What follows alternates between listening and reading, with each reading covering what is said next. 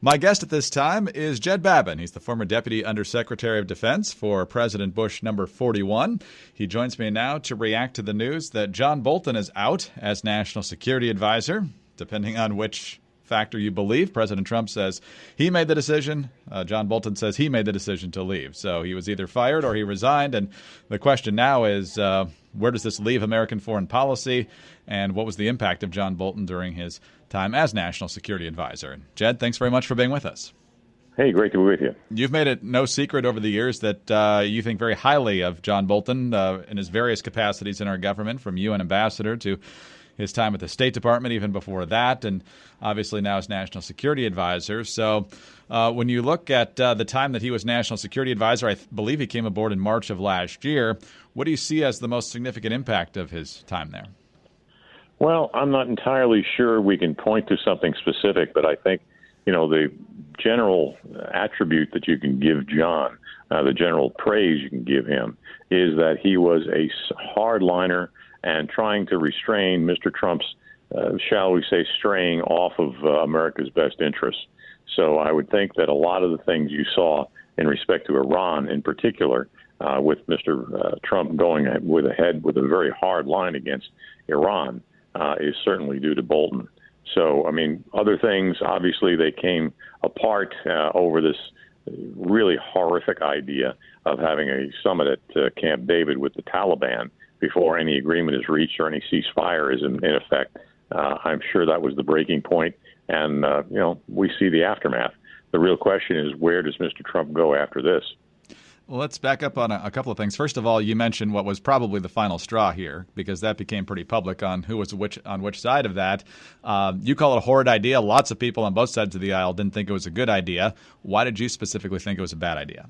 Well, first off, we did not have an agreement. You don't bring the president in to sign an outline of an agreement, which apparently was Mr. Trump's idea that he would get together with the Taliban to do. There's no way that he should have been granting the Taliban that sort of recognition and that sort of legitimacy by, entering into a discussion before there really is an agreement of any sort. So that's one thing. Number two, you have to have preconditions to any such agreement and any negotiation, really. When Zalmay Khalilzad went in there without the State Department first demanding a ceasefire in Afghanistan that lasted for more than 10 minutes, that was a huge mistake. And I don't know if that was made by Mr. Trump personally or by Pompeo or whomever, but that was a tremendous mistake. So this is the kind of thing where things can get off the rails very quickly. It seemed like Mr. Trump was fairly desperate to get an agreement of any sort on Afghanistan to get our troops out. And, this is the aftermath of it. It was a very bad idea, and I think we're going to be living with those consequences, and quite frankly, a lot of Americans are going to be dying in the next month or year or however long it takes to actually get some sort of a peace agreement there. Let's move to one other area. You already talked about Iran, and that would be North Korea. My gut instinct is that John Bolton did not particularly like the carrot approach as opposed to the stick. What's your read on that? I think he probably would have agreed, in part with what Mr. Trump was doing. I don't think he'd have endorsed the idea, as Mr. Trump said, that the two had fallen in love.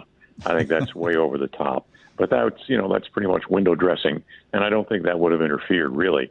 Again, Bolton is very much a realist. He's very much a hardliner. And I think when you look at what's going on in North Korea, the answer is not much. So, there's not much to capitalize on there. And again, in respect to what was going on in Afghanistan, there's absolutely nothing to capitalize there. What is the Trump foreign policy? How would you crystallize it? Beats the snot out of me. I think Mr. Trump is really relying on his personal charm in a lot of ways to bring these adversaries over to a reasonable accommodation with American interests. And I don't think that works. We saw that, President Obama relied on his personal charm and a lot of bad diplomacy to come up with some really awful results. So Mr. Trump is not doing a whole lot better. And if there's a doctrine in there somewhere, I have yet to discern what it is. So you asked the question a little bit earlier, and that's what comes next. Does this mean that Mike Pompeo probably has the president's ear more than anyone? And if so, what does that look like going forward? Or if it's not the case, what do you expect going forward? Well, I think, yes, Mr. Pompeo does have the president's ear more than anybody else, except perhaps, the Trump immediate family, Jared Kushner, Ivanka Trump, people like that. So, you see things already coming up. The president is saying that after the Israeli election next week, he's going to come up with his grand plan for peace between the Israelis and the Palestinians. The Israelis are now saying, well, we're going to annex a large portion of the West Bank. There's a lot of things that are coming about in the next couple of weeks. And there's a great potential for things, quite literally exploding in a lot of areas. Well, that's certainly a sobering way to look at it, and could very well be true. Our exit question here, Jeb, whoever is the next national security advisor will be the fourth one in less than 3 years. What's the impact of that kind of turnover on U.S. national security? Well, I think it's really not a lot, simply because President Trump does what he wants to do. And I don't think his advisors have an enormous effect on him. It's not like other presidencies where the advisors, really ran the show. That's definitely not the case with Mr. Trump. So I think the effects will be marginal. I think that we will see more of Mr. Trump doing what he wants to do and more visibly. I don't think you're going to see a strong national security advisor, frankly, ever again in this administration. Jed, we'll leave it there. Thank you, sir, very much for your time. My pleasure. Jed Babbin, former Deputy Undersecretary of Defense for President Bush #41. I'm Greg Corombos, reporting for Radio America.